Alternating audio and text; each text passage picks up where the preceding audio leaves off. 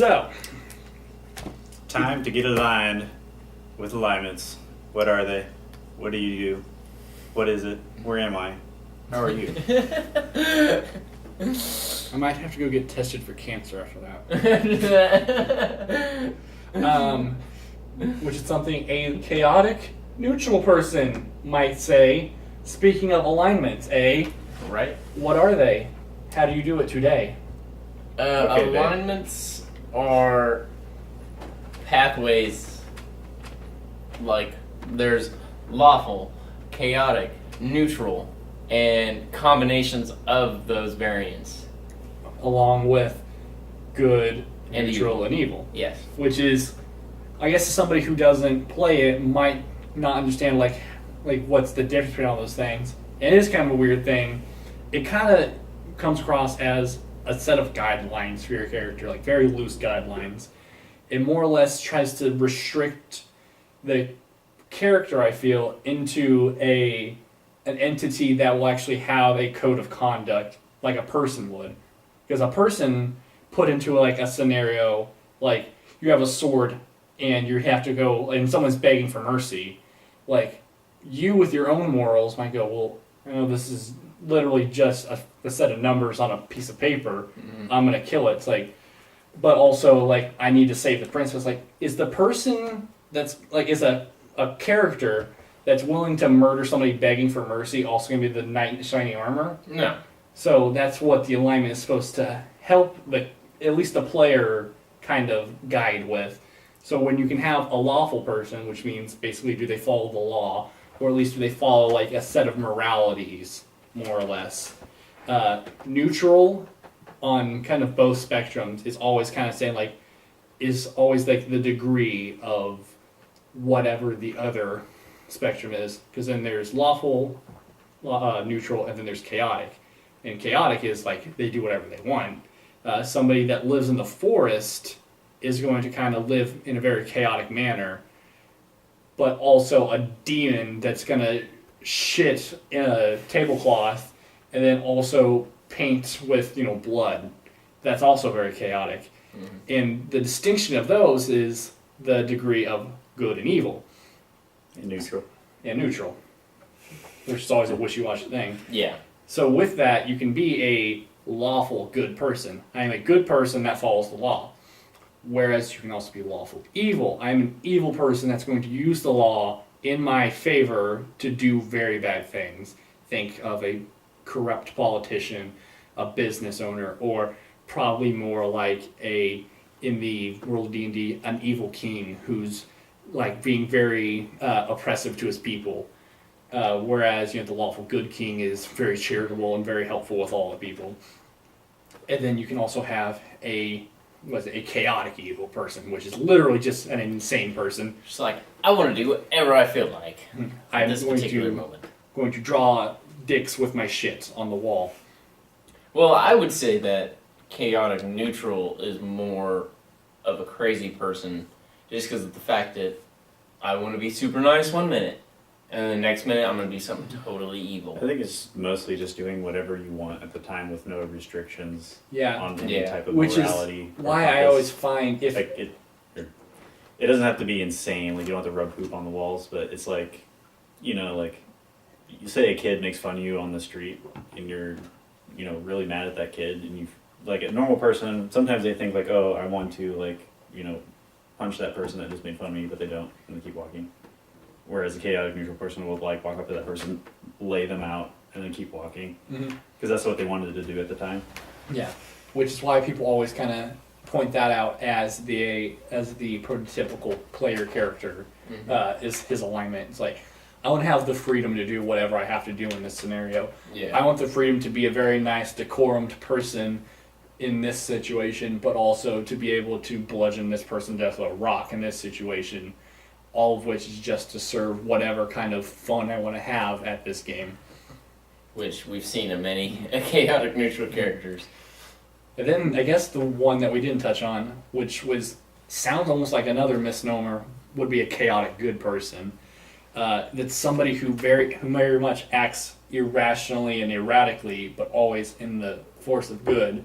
which the way I always describe it is there's somebody who would like chase down someone who's broken the law or a burglar, and someone goes, he's going to that building, and then the lawful good person will say, all right, let's charge in there. But a chaotic good person will go, I got this. He burns down the building.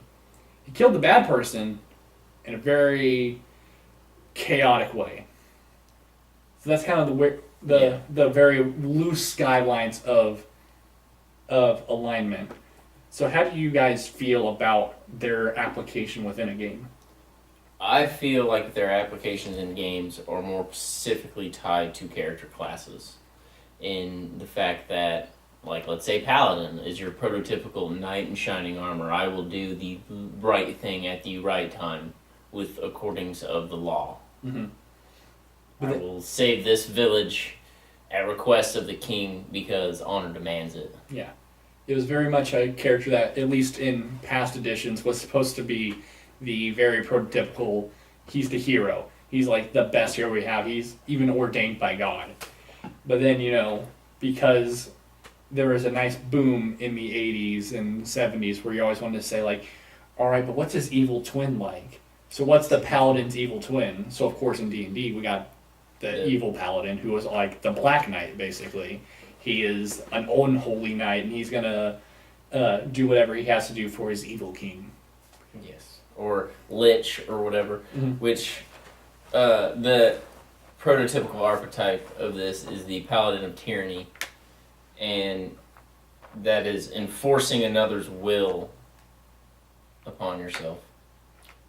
I think as far as like applying it to the game. Anyway, as I was saying, that you should be allowed to deviate from that a little bit. But let's say you're playing as a good character and you just destroyed a whole town for no reason because you wanted to see people die. Well, that's not really deviating. That's completely changing your person. Yeah. That's a new alignment, and you can play as that new alignment, but that is what you should play as. On the same note, but certain classes in 3.5 D&D do have restrictions against that, so you could be penalized by the DM, and normally you can continue to level up as, let's say, an ex-paladin or whatever. Or you can't level up anymore as a paladin, or you'd have to level up on something else.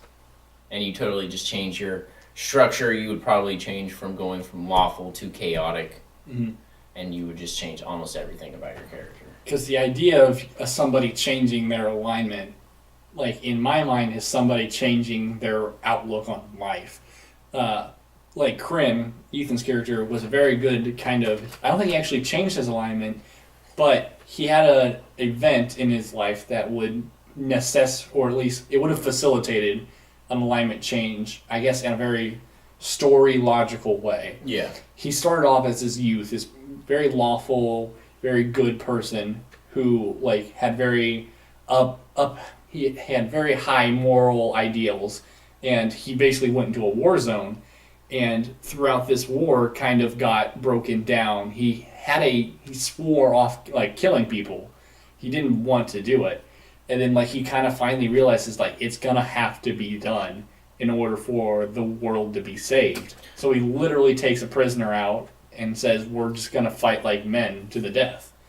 So that was if you wanted to have changed from lawful good to maybe lawful neutral, or maybe neutral good, something like that, that would have been a way to slide your character's alignment in that kind of way. Yeah. I feel like I should probably have had some alignment changes with Nexus, because he started out very chaotic neutral in your prototypical sense. I just want to be a player character and I just want to do whatever.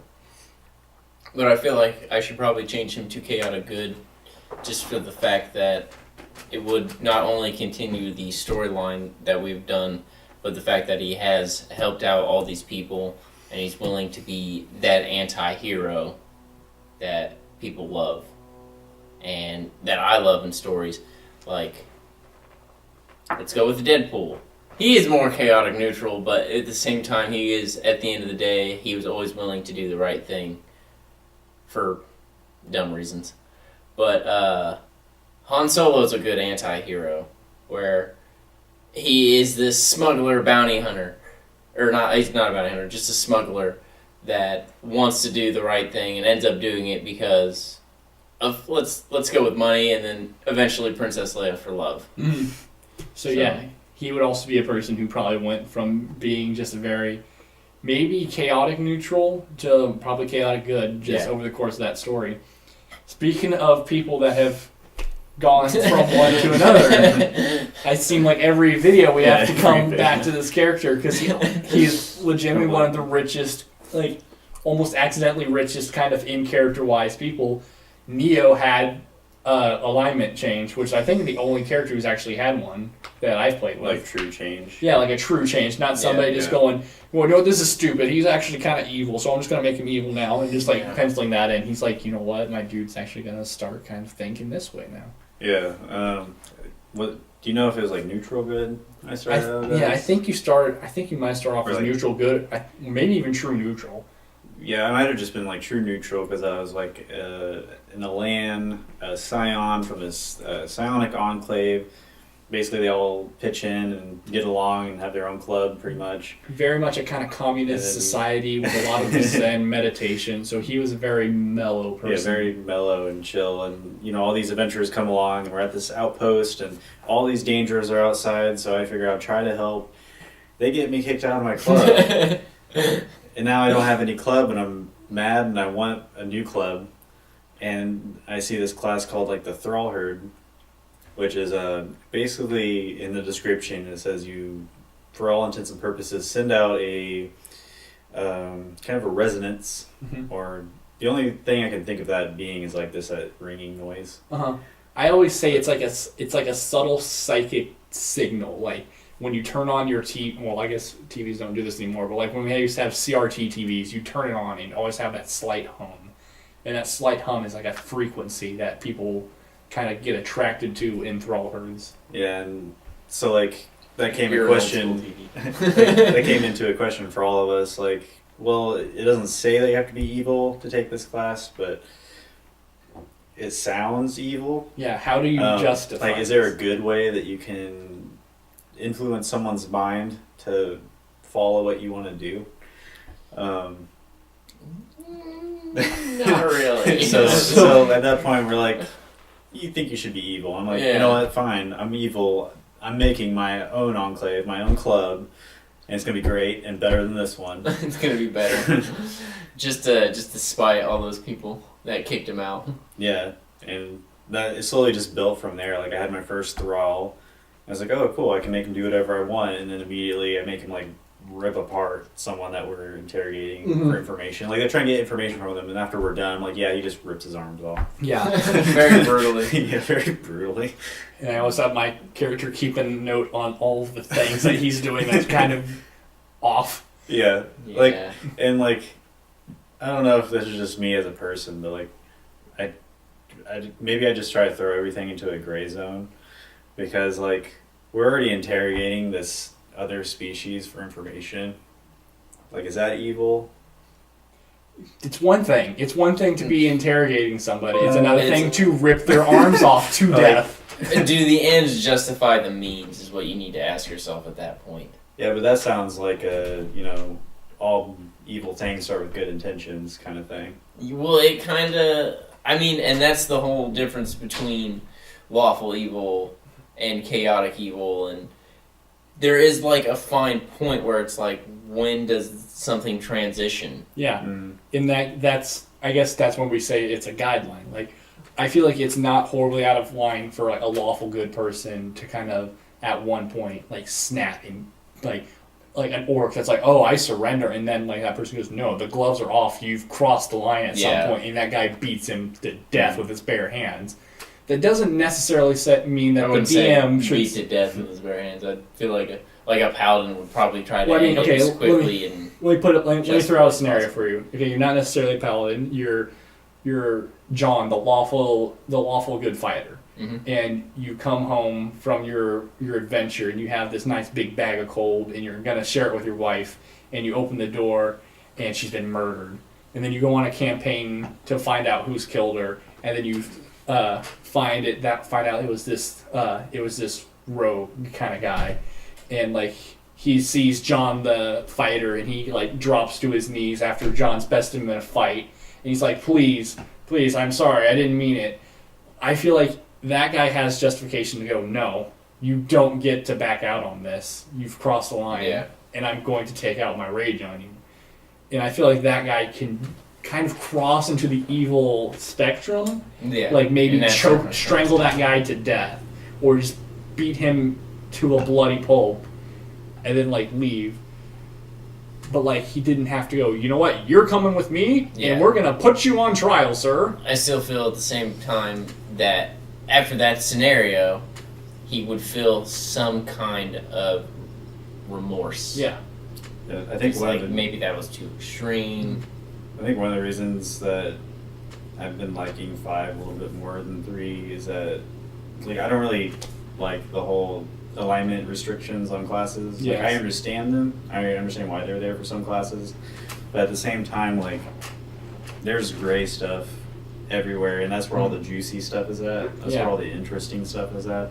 And like, let's say you're killing all these, goblins or something. You trace them back to their cave, but they're all enslaved by orcs. Yeah. Do you free the goblins? Do you kill the goblins? Well, it's juicy.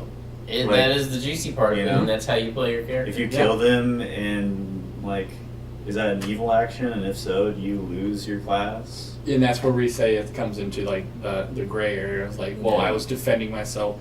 They all were dying in the service of doing this and that. And I think that's where the DM steps in, and he says, well, I don't blame your character for thinking that this was the right way. Whereas, if we go into that scenario and like they find out, oh, these guys are being held prisoner, does the paladin say, too bad, so sad, I'm gonna murder them all anyway, or does he try to like free them? One guy might say, well, he's a paladin that understands that goblins are naturally evil, so yeah, he kind of is. He kind of is in the right to say, "Do I detect evil?" Yeah, yes, he's in the right to kill them. Whereas he might also say, "Well, your guy's paladin of freedom, and he, above anything, gives you the right to choose." And that guy sees that these people are enslaved, so really he might want to instead set them free, and hope that they might change their ways from seeing an act of good. Whereas if the guy goes, well, I'm just going to kill these guys anyway, then the DM goes, well, no, that's not what your character would do. And then you get in the gray area, or to get in the fucky bit of trying to say, well, this is what your character should be doing. And that's weird. Yeah. But I think that something that we have been tiptoeing around is that some classes do give restrictions on what you can play. Yes. Like, for instance, I was just wanting to make a character. I go, I've never heard of a bard monk before. That sounds awesome. To run around the battlefield, like, tripping a guy while singing his song. It's like, giving like all these guys all these stat boosts and like, being unarmed and like, taking a sword, snapping it in half, singing a song to this guy, like this, just like singing doing a this, lovely chant. like kind of like whistling. It's like, and like I felt like this was an interesting character concept, and then I look in the book, and there's a alignment restriction from the monk must be lawful, and the bard must be not lawful. And that's why I think you should be able to do that, because it gives you more options, it gives you more chances to roleplay in unique ways. Yeah. Like we talk about a barbarian monk a little bit. Yeah. And like just, a martial fighter with, just fists is cool. Barbarian is cool. Let's just make a like a giant want that extra Hulk man. Want that extra damage. Yeah, and like, but then you kind of have to, like, there's the way of seeing it both ways. Like, I want to be a very zen person who understands how to tap into his inner rage to be able to dispose of his foes. Whereas you could also see it from the perspective of what the game designers wanted. They wanted to have the hulking berserker. He is not going to be controlled. He is not going to follow your law. He doesn't actually have a way to have an inner zen like that. Whereas the monk is like somebody who doesn't lose control. He doesn't fly into fury because he is very much in control of himself. He understands his emotions. I think the actual Hulk is a good example of that. Yeah. Because he has to practice Zen, or at least that's what he presents that he's doing, to like maintain that. And then when he lets loose, he just turns Hulk. Yeah. And that's what so that's the thing of like, there are almost necessary class restrictions just to, I guess, to force your players to, instead of making the coolest list of numbers that they can use, to instead try to think about this character as a character. Like, you're playing a monk, he isn't going to torture somebody to death. He's always a lawful person. He's always follows a code, because that's what monks do. You're playing a barbarian, he's not going to be civil in court, because that's not what barbarians do. But at the same time, how interesting would that be? Yeah. To be standing in court and your barbarian friend, because he knows that this is a very intense moment where he has to be on his best behavior, has now slicked his hair back into a ponytail and is wearing his finest furs, and he's like, Good evening, madam and lady. And then all the party members are just on edge because if this guy gets mad, he's gonna flip out. Yeah. So and in that case, he doesn't necessarily. Yes.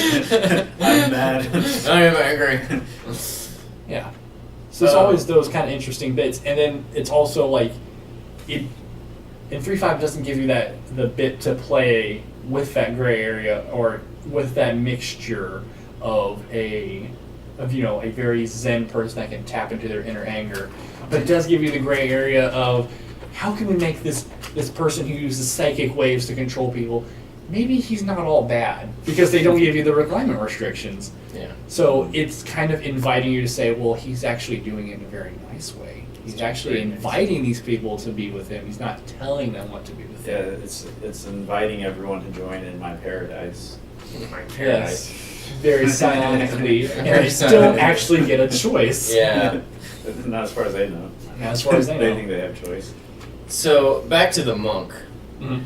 There is the clear lawful good archetype of, or I would say monk traditionally is more lawful neutral archetype, where it's I'm sitting at a monastery praying. Mhm.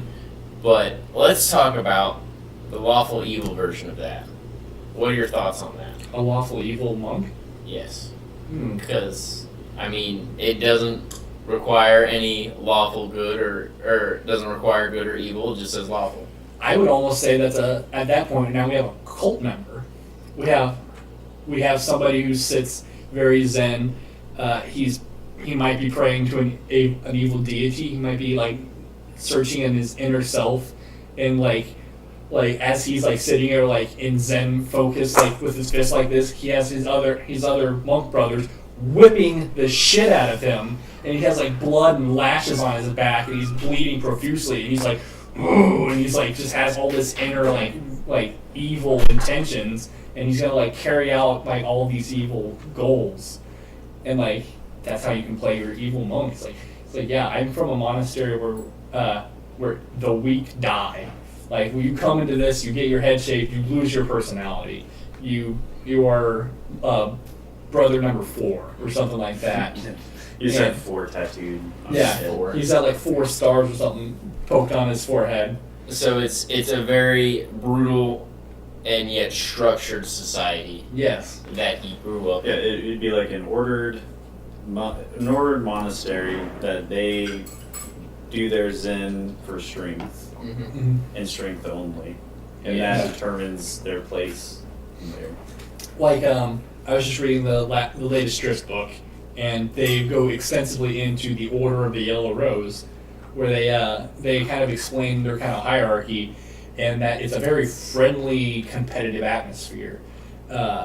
What they kind of will do is everybody trains each other in their own kind of special way. The leader of the place is a guy who's master of the South Wind, which is the highest rank that they can have. And the way he got there was that he beat the last one in a fight, and that guy gets demoted. And that guy will get beat, and that guy will get demoted, and so on and so forth. But nobody ever has animosity towards that. Whereas if we're going to say have an evil monastery, it's you have to be on your A game, you have to be on your edge, because you have death matches to see who's the grandmaster of this order. It's the ultimate 1 versus 1, or potentially, I would like to see I don't know why I'm just totally picturing Savage doing a bunch of luchador stuff. That's his backstory was that he was from a luchador monastery where like the person that was like at the top had the belt, had the championship. So he would you would fight one-on-one combats basically daily to get ranked up, and it also went not only by your skill, it went by how exciting you were. So if you were a more exciting person and you got more people to come and visit the monastery and pay their 2 cents to see the fight, then that person is obviously going to that person is going to get moved further up the food chain, because not only is he a better fighter, he's also moving gold throughout the monastery. He's best for business. All very much inspired by wrestling terms. The top guy in a wrestling company is not necessarily the best wrestler. He's the guy that makes the people want to come the most. Yeah. Stop that. You heard that. I got one. What about a true neutral character and how they fit in with the party? Okay, I always come to something like a monk, something like a druid. Any class. Druid's probably Yeah. the best thing. A druid kind of falls into there, but like you have to kind of figure out why your guy's here. Then, if he's a true neutral rogue, why is he going out? Why is he on an adventure? Why does he care about what's going on at the moment? Because if you're true neutral, that really sounds like you're someone who's found inner peace.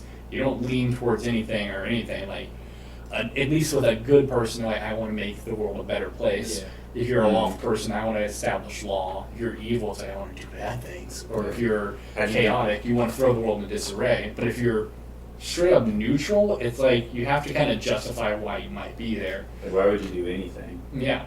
Like, I do have a true neutral character. His name is Nodlight. Why is he where he is at? It's because it's his job. Yep. You Like- just kind of stumbled into it. Yeah, he has been defending the city for long enough to where it's like, I just go to work, I save the city, and I go home.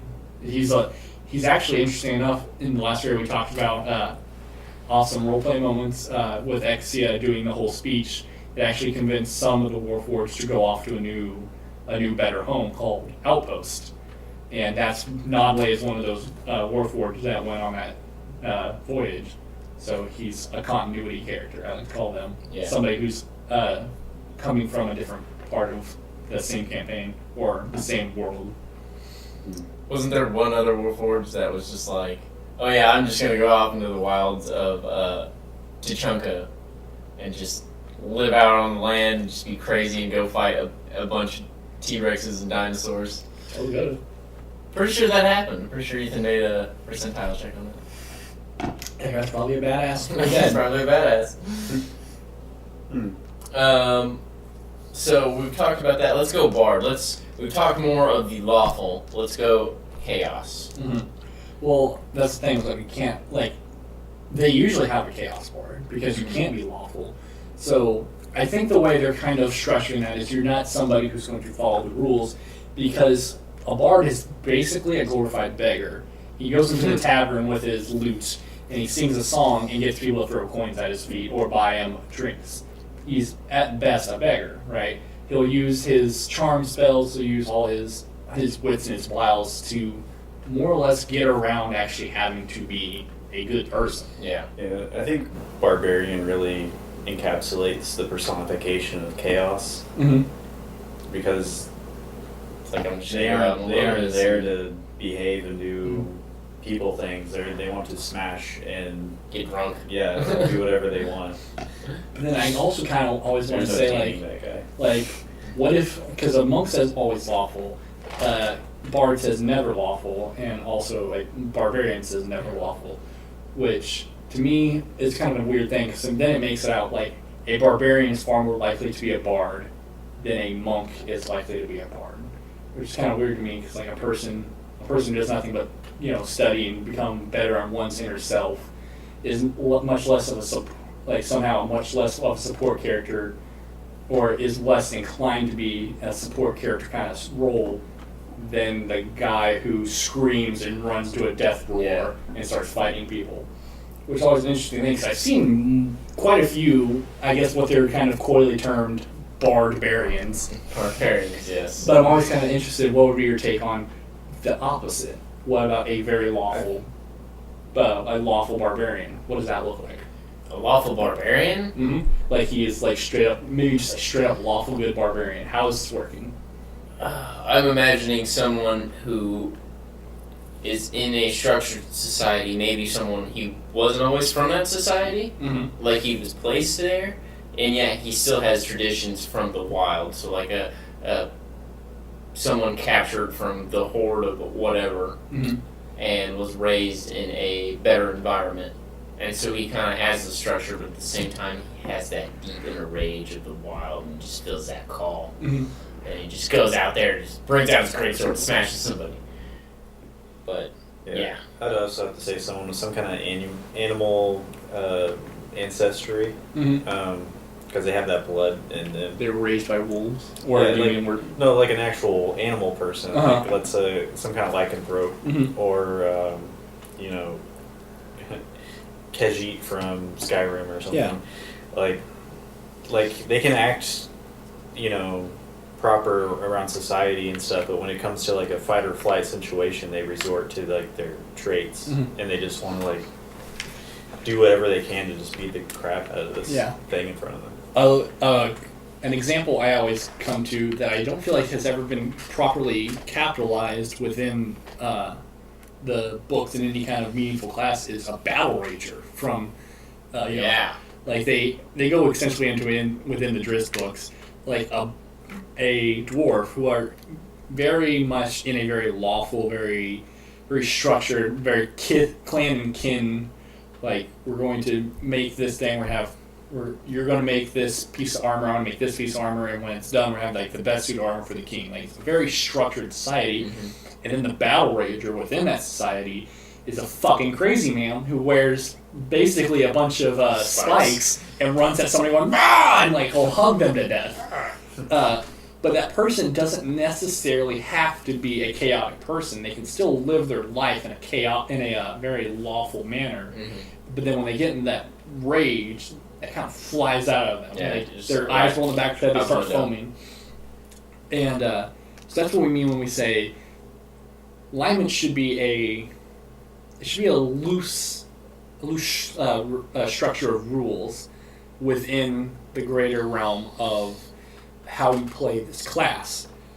So like, I don't know.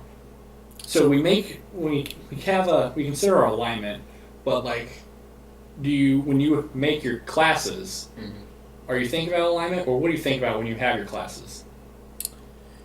I typically go with what synergizes well, or it depends on how you do your character setup, because sometimes it's just, oh, I saw this TV show, I love this character, I want to play that guy.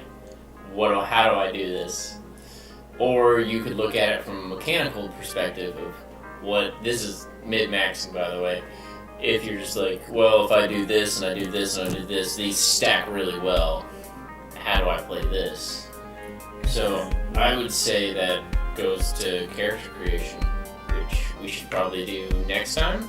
On the next episode.